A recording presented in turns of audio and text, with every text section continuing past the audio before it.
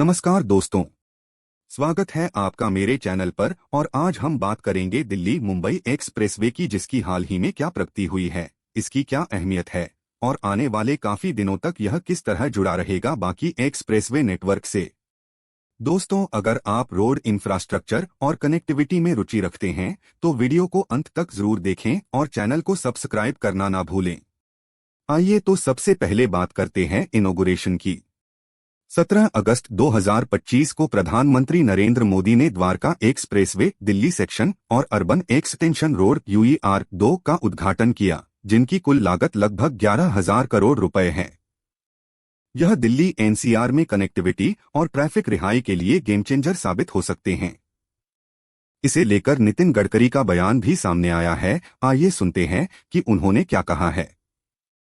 इसी अवसर पर रोड ट्रांसपोर्ट मंत्री श्री नितिन गडकरी ने बताया कि UER-2 और द्वारका एक्सप्रेसवे की लिंक से दिल्ली में लगने वाले ट्रैफिक जाम लगभग 50% तक कम हो सकते हैं।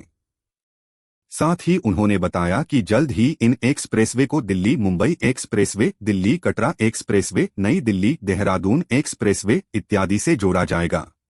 17 अगस्त 2025 को द्वारका एक्सप्रेसवे दिल्ली सेक्शन और UER-2 का उद्घाटन हुआ। गडकरी जी ने आने वाले लिंकअप्स और जाम में कटौती की भी चर्चा की। तो आइए अब सीधे आपको जानकारी दिल्ली मुंबई एक्सप्रेसवे की वर्तमान स्थिति की देते हैं। आइए समझते हैं दिल्ली मुंबई एक्सप्रेसवे का कुल प्रोजेक्ट डेटा को। दिल्ली मुंबई एक्सप्रेसवे लगभग 1350 किलोमीटर लंबा, 8 लेन अग्रिम 12 लेन तक बढ़ने योग्य और हाई स्पीड 120 किलोमीटर प्रति घंटा ग्रीनफील्ड एक्सप्रेसवे है। आइए अब समझते हैं कि इसकी वर्तमान निर्माण स्थिति क्या है। दिल्ली वडोदरा सेक्शन लगभग पूरा हो गया है और ये सेक्शन दिसंबर 2025 तक पूरा होने की उम्मीद है।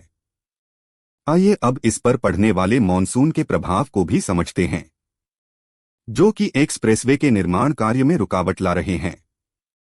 हाल ही में मानसून ने कुछ हिस्सों में, जैसे कि कोटा के पास, निर्माण में रुकावट डाली है। पैकेज 10 में संभवतः देरी हो, अब अक्टूबर 2025 तक पूरा होने की संभावना है। आइए अब समझते हैं इसकी कनेक्टिविटी का बढ़ता नेटवर्क के बारे में और साथ ही UER-2 और द्वारका एक्सप्रेसवे का महत्व को भी समझते हैं। ये दोनों प्रोजेक्ट्स, खासकर UER-2, दिल्ली से IGI एयरपोर्ट को अब केवल 20 मिनट में जोड़ते हैं, जबकि पहले इसमें लगभग 2 घंटे लगते थे। इसके निर्माण के बाद तेज कनेक्टिविटी से प्रॉपर्टी मार्केट में बड़ा उछाल आया है। जैसे कि द्वारका एक्सप्रेसवे के आसपास संपत्ति की कीमतें पिछले 5 साल में लगभग दुगुनी हुई हैं। आइए जानते हैं इसके जुड़ाव और इसके नेटवर्क को। गडकरी जी ने बताया कि आने वाले दिनों में UER-2 को Delhi Mumbai expressway, Delhi Katra expressway, Delhi Dehradun expressway आदि से जोड़ा जाएगा, जिससे लॉजिस्टिक्स लागत में कमी और समग्र कनेक्टिविटी में सुधार होगा। आइए अब समझते हैं कि इसके निर्माण से उपयोगकर्ताओं और अर्थव्यवस्था पर क्या असर पड़ेगा। इसका यात्री और आवागमन पर इसका सबसे ज्यादा असर पड़ेगा। इसके कई स्ट्रेच पहले ही खुले हैं, जैसे सोहना, दौसा, कोटा, लबान, वडोदरा, भरूच, जिनसे यात्रा समय पहले के मुकाबले काफी घटा है। इसका भारतीय अर्थव्यवस्था और रियल एस्टेट में भी प्रभाव पड़ेगा। कनेक्टिविटी से निवेश आकर्षित हो रहे हैं। द्वारका एक्सप्रेसवे और UER-2 जैसी परियोजनाओं से आसपास के इलाकों में प्रॉपर्टी के दाम और विकास तेजी से बढ़ रहे हैं। लॉजिस्टिक्स लागत में भी कमी आएगी। बेहतर रोड कंडीशन और लिंकअप से लॉजिस्टिक्स लागत में कमी आ रही है। अनुसंधानों के अनुसार लगभग 6% तक और 2026 तक यह सिंगल डिजिट प्रतिशत में आने की उम्मीद है। हाल ही में 17 अगस्त 2025 को प्रधानमंत्री नरेंद्र मोदी जी द्वारा उद्घाटन द्वारका एक्सप्रेसवे UER-2 का उद्घाटन किया गया है और दिल्ली मुंबई एक्सप्रेसवे का निर्माण भी लगभग पूरा हो चुका है। लेकिन मानसून की वजह से गुजरात महाराष्ट्र सेक्शन में चुनौतियां बनी हुई है, जिस पर नजर केंद्र सरकार की बनी हुई है। इसके निर्माण के बाद सबसे तेज कनेक्टिविटी से रियल एस्टेट, यात्रियों और लॉजिस्टिक्स को बड़ा लाभ होगा। आइए अब जानते हैं कि आगे क्या होगा। हाल के वादों के अनुरूप पूरी दिल्ली के चारों ओर एक्सप्रेसवे नेटवर्क का विस्तार होगा, जिससे दिल्ली के ट्रैफिक जाम में और गिरावट आएगी।